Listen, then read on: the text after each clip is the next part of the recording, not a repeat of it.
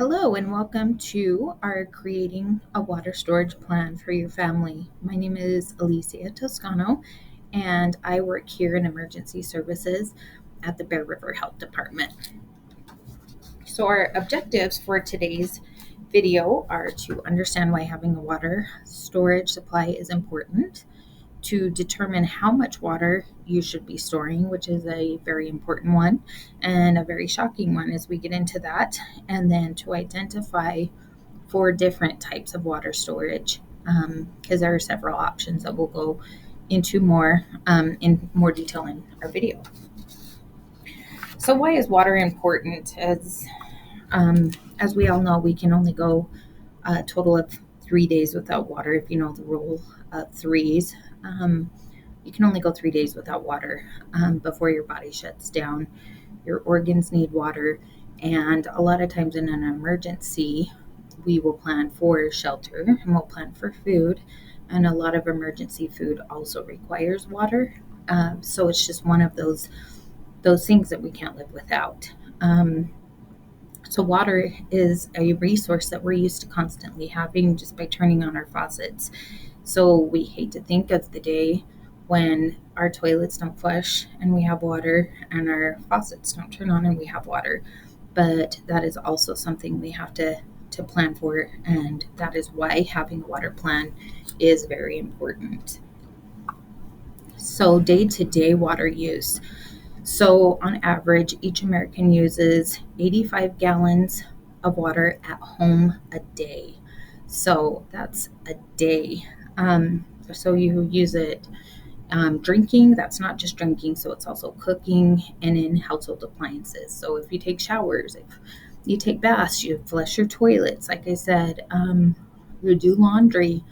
Here in Cache Valley and in Utah, watering in the summer is when I really get an eye-opener on how much water I use when that water bill comes from the city and I see how much water I used. So 85 gallons of water per day is quite a bit. So according with that, 80% of United Nations and the World Health Organization has said 80% of diseases in developing nations are caused by consumption of exposed or unsafe water. So these exposures lead to 25,000 deaths each day. So that breaks down to 2.2 million children who will die each year due to dehydration that is caused by diarrhea illnesses. And that comes from drinking bad water, from the parasites and the bacteria in the water. And 80% of those before their 5th birthday. Half of the world population lacks access to clean water. So that's half of the world's population. That's a bigger number than I thought. And we have great water here in Utah, but there is a disaster. These statistics will be seen locally here. Kind of like what we just read. We'll have dehydration from bad water. Us and our children can have these diarrheal illnesses as well. So 200 million hours a day is how long women in Africa spend getting water for themselves and for their families. That's a luxury that we just have right at our hands. And 1.8 billion people lack access to clean or fresh water, and more people own a cell phone than own a toilet in these other countries, which that's just a little crazy fact that I saw. Owning a cell phone over owning a toilet, it was pretty crazy to me. So after a disaster, clean water may not be available either due to contamination, like we spoke about, or our systems being shut down. So if this occurs, is likely similar to the statistics in the slide before. And we're going to be seeing those things locally.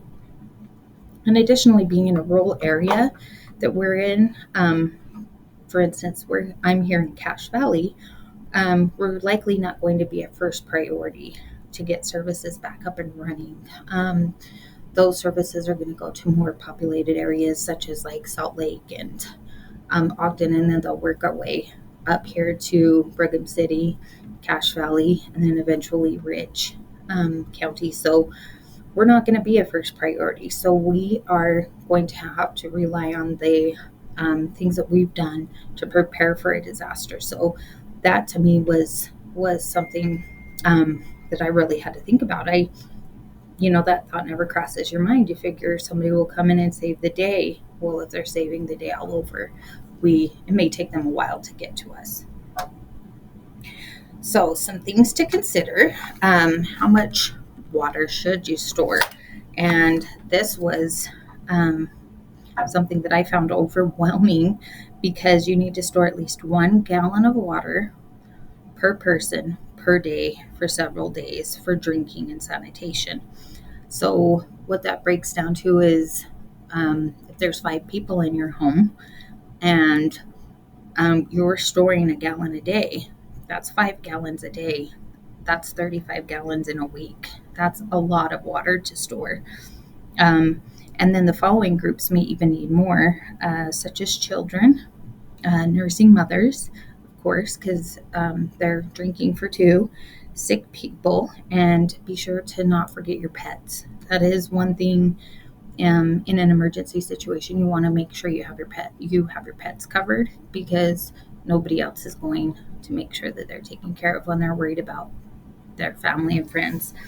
So a normal active person needs about 3/4 of a gallon of fluid daily. And we usually get that from water and other beverages. However, individuals' needs may vary depending on their age, their health, physical conditions, activity, diet, and of course, climate.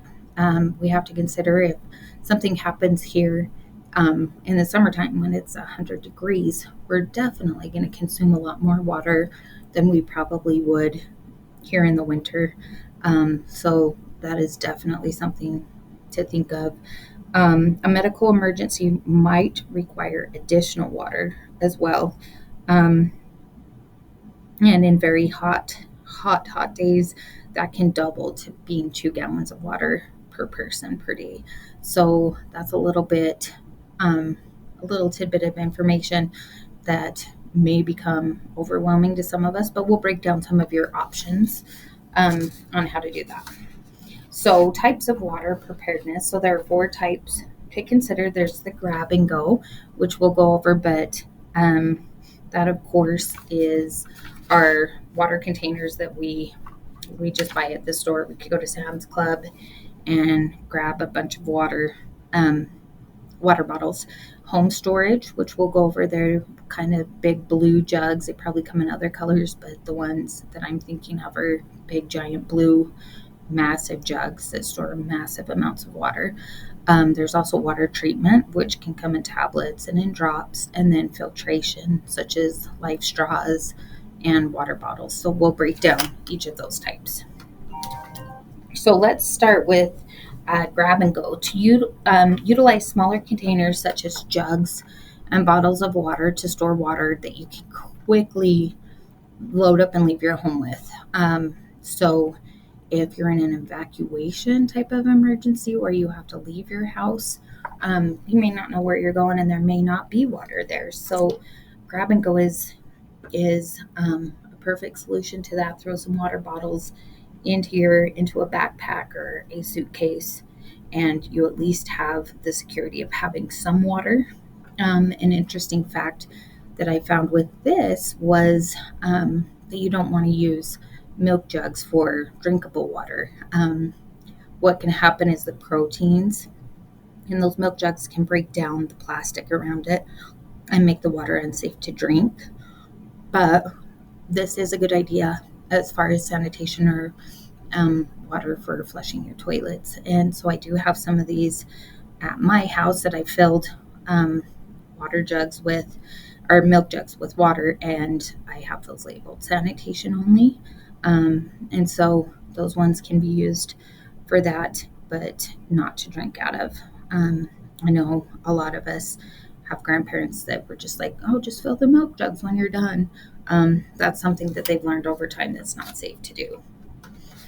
So home storage, as far as home storage, Along with the gallon of water or more per day per person, you're going to want to have a 2 to 4 week supply, because more than likely, if something big happens, you're not just going to need water for 1 or 2 days, you may need it for a couple of weeks.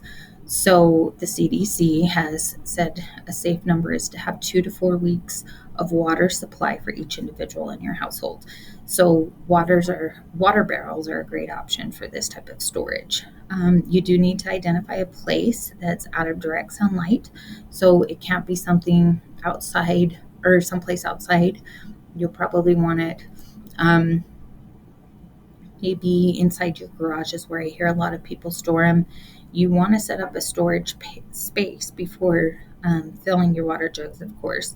And then you do want to make sure you place a barrier between the concrete and the water barrel. That was something that I didn't know. I just thought you bought your water barrel, you filled it with your water, and you left it on the concrete. But no, you do need something in between the concrete and the barrel for storage. A great use or a great way to fill these big containers is with an RV hose. And you do need to decontaminate and treat the water before sealing it. So this type of storage is great because you can have a large amount of water for storage, but it does require a little more work and preparation. You do need special tools to close the containers, and you do need to treat the water, like I said. But then you'll also need to use that RV hose or something to siphon the water back out of this big container, because if you've seen them, the holes are pretty small as far as filling them. So it's not like you can stick a ladle in and fill a water bottle with that. So these will be used more for a shelter in place or if your water is shut off. These are a great option. And if you store clean water properly in a sealed container, it can remain safe for years. And you don't need to rotate this water. Just like if we buy bottled water, you want to change your bottled water out every so often. People have different routines on how they do that, but this can be stored for years. But you will want to make sure that you watch a video on doing this, because there are tools for closing the barrel tightly as well as reopening them. It is something that you don't want to prepare, fill, decontaminate, and seal to open up a year later and test the water.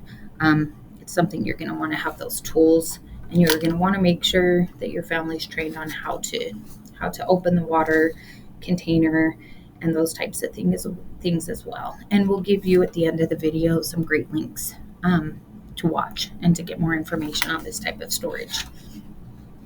So another option, which also goes along with the water barrels, is water treatment.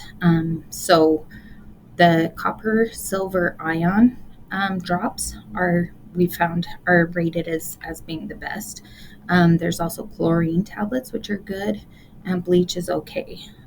Again, make sure you watch videos on this, because we don't want everybody filling a water container with bleach and water and drinking it. That's not at all what we're saying. So make sure that as far as water treatment, you look it up. These drops that are pictured here, a lot of them are available on Amazon.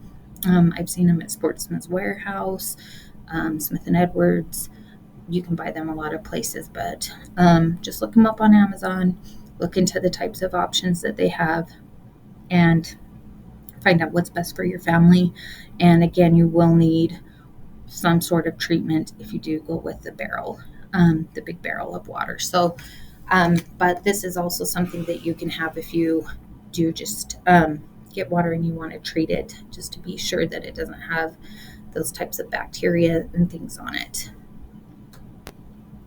So water treatment, we can also do this physically, which would be getting water that we're not sure is contaminated, maybe from a lake or a stream.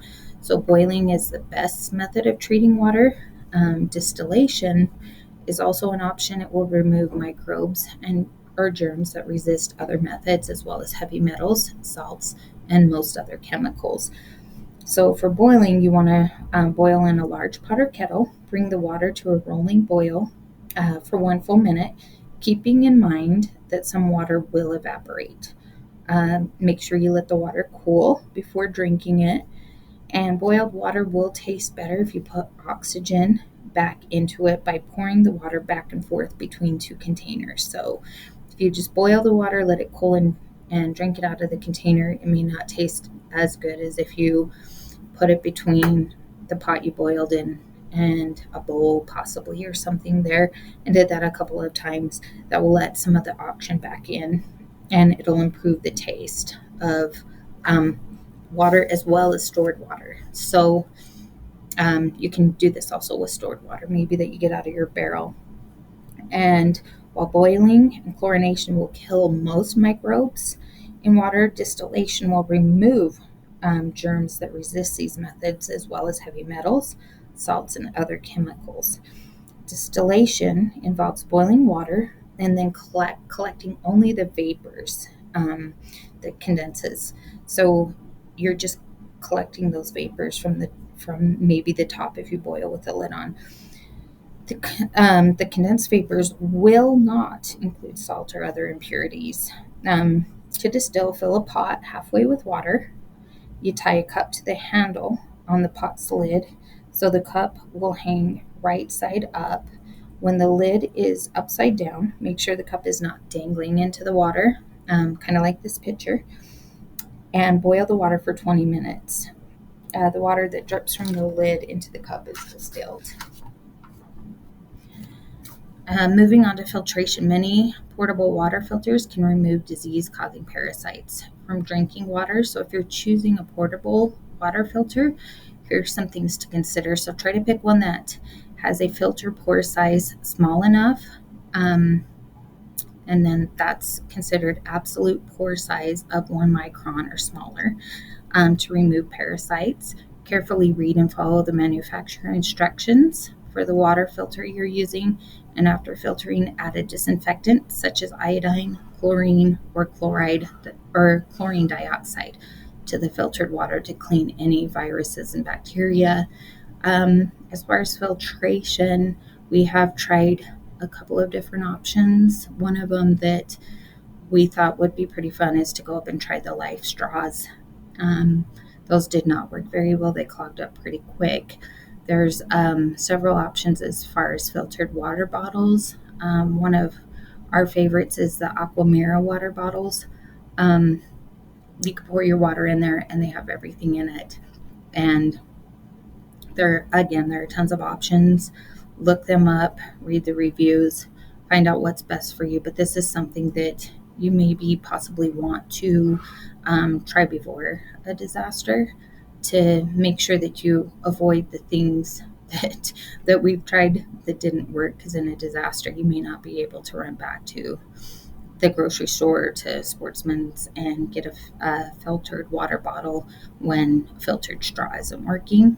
So again, do your research, find out what works best for you. Through trial and error with this is our biggest suggestion. So some additional resources like we promised.